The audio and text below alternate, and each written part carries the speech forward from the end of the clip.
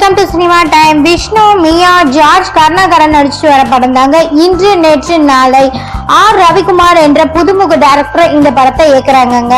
So நம்ம pizza, சூதுகவும், அத்தை கட்டி, டெகிடி படங்களை தயாரிச்ச திருமுருகன் என்டர்டைன்மெண்ட் சார்பில் ஸ்ரீவி குமார் இந்த படத்தை தயாரிச்சிருக்காராமா.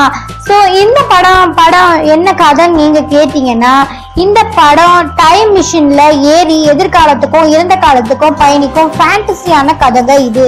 சோ இறந்த காலத்துக்கு செல்லும் நம்ம விஷ்ணு காந்தியை சந்திக்கிற மாதிரியான கதைங்க இது. சோ எதிர்காலத்துக்கு செல்லும் அவரு அங்க நவீன விஞ்ஞானிகளை சந்திக்கிறாங்க. சோ காமெடி கலந்த ஜாலியான படம் இது இருக்குன்னு சொல்றாங்க.